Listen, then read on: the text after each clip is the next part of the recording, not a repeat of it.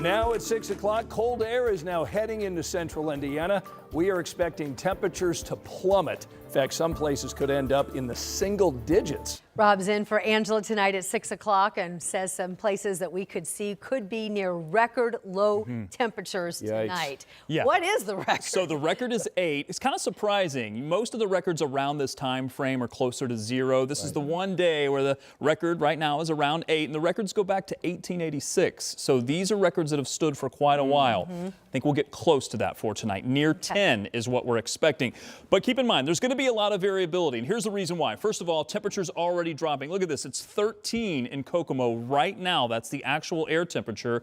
And we have the right conditions in place. Clear skies, some clouds to the south, and you saw that as the sun was setting, but with clear skies and a good bit of snow on the ground. The snow cover, especially in the northern part of the state, is going to be enough that you have all the optimal conditions. You're going to take all the little bit of heat that you got during the day, and it's going to escape right back out into space, and the temperatures will be able to drop in a big way.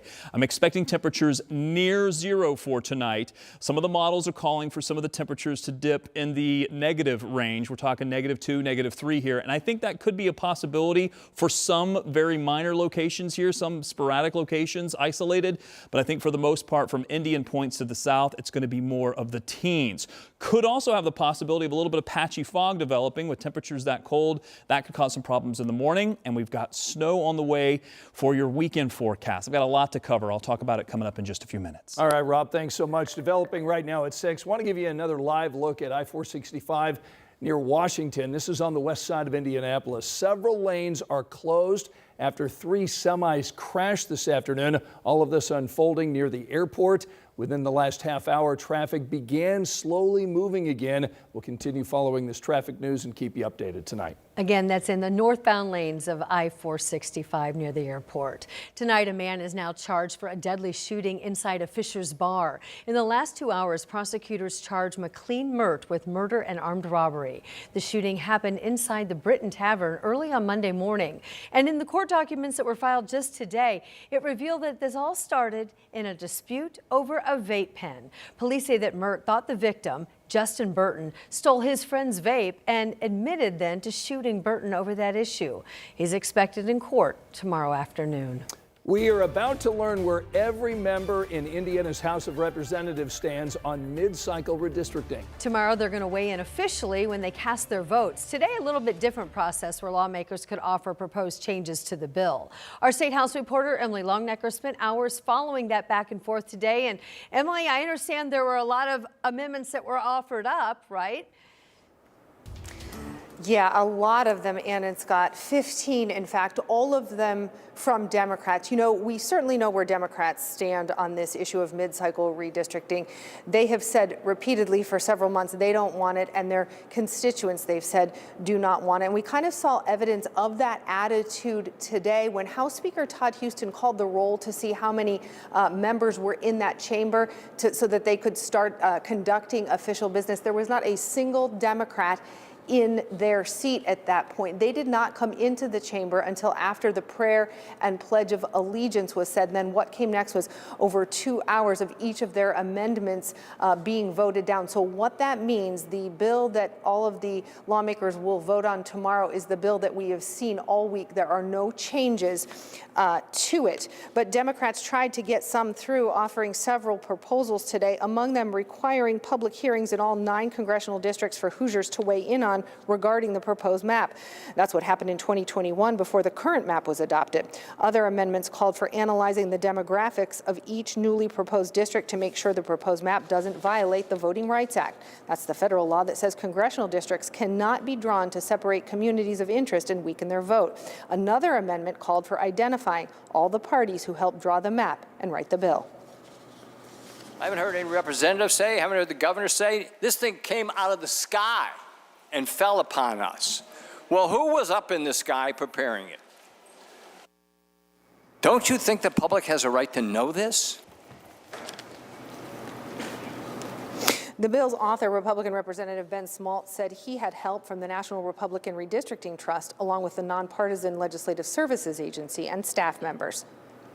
It was written to be consistent with our Constitution, our laws, our rules, the Constitution of the United States, and the Supreme Court of the United States. So that's who helped write it. I appreciate your defeat of the amendment. Again, all the amendments offered today did not make it into the bill. The House comes into session tomorrow at 10 a.m. Undoubtedly, we're going to see lawmakers stand up throughout the morning, maybe into the afternoon, to get up and speak on this bill. And no doubt we'll probably hear some of the same arguments on either side of this debate that we've been hearing for months. Ann, Scott? All right, Emily Longnecker keeping us up to date on the back and forth at the State House today. Thanks so much. Also tonight, Indiana school superintendents are grappling with how to make budget cuts, and they're blaming lawmakers for recent funding changes. Our Jenna Webster tonight shows us what a new survey is revealing. Half of the state's public schools responded to an Indiana Coalition for Public Education survey on school funding.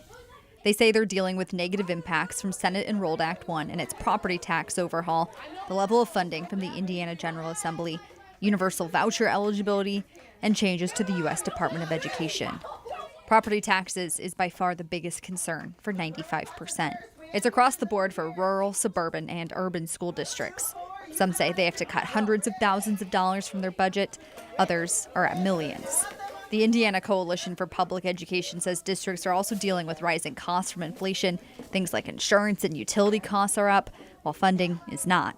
Over 90% of respondents say they're at least considering reducing support staff, teaching staff, and facility improvements. I would really hope that any Hoosier that sees this year will pay very close attention to how much or how little they save on their property taxes and ask, is this worth doing significant harm to public education in our state? School districts say they need funding increases of 2 to 20% to meet their needs. You can read the superintendent's written concerns on WTHR.com.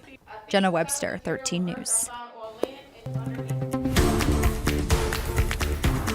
The Big Ten football championship game here in Indianapolis now just 2 days away. You can already see and feel the excitement building around downtown as IU prepares to take on Ohio State and the Buckeyes. This event is expected to bring tens of thousands of people to Indianapolis. Logan Gay joins us live at the Convention Center with a sneak peek ahead to FanFest that opens tomorrow. Hey, Logan. Hey, Ann, come on in. We pretty much have the whole place to ourselves, literally, aside from production crew as they continue to set things up. But you can see that there is a lot going on, and they are expecting big crowds here today. But guess what? Not today, excuse me, at FanFest. But today, we have the one and only Omar Brown to tell us everything that's going on here. Omar, he's with Big Ten. Come on. Well, welcome to the show. Thank you. All right, so tell us, what are we looking at? What are we expecting here at FanFest? So what we have here is the Big Ten experience right here downtown Indianapolis. We have a football field goals right there for attendees to kick field goals. We have a flag football field here for the youth to experience that. We have the Discover Football Zone.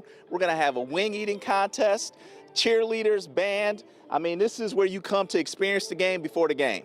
All right, so talk to me about community impact. What kind of impact do you think this has on all the community? Because this is a big moment for us. Absolutely. I mean, this is Big Ten country. This is an opportunity for the city of Indianapolis to experience Big Ten football right here at home.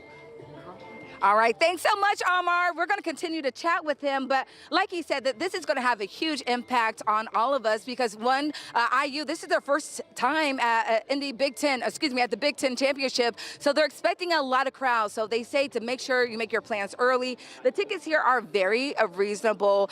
For children, it's about $10. For adults, $16, and 2 and under is free. So that's a lot cheaper than the game tickets if you couldn't spend those this year. Again, that this experience is open to everyone, and if you complete that Big Ten experience over there, you get this poster for free. The first 200 to complete that experience. So again, a lot going on. The experience starts tomorrow from 3 to 9 p.m. And back to you. All right, Logan, and it's important to note also that if you are a young person, 13 and younger, you can get in free tomorrow, so you save $10 a head if you wear your sports athletic jersey. So they know they want to get a lot of young people out there tomorrow. Logan Gay reporting live from the Convention Center. Thanks so much. And our Big Ten coverage continues tonight. Still ahead, Eli Gain will join us to talk about what's at stake Saturday night. Rob? And we're also talking about the possibility of some snow arriving Saturday night. But in the meantime, near record cold is going to be the story. I'll talk about the temperatures coming up. Plus, a holiday tradition, giving back to the community, is on for another year. How you can help make a wish come true for a local child experiencing an illness.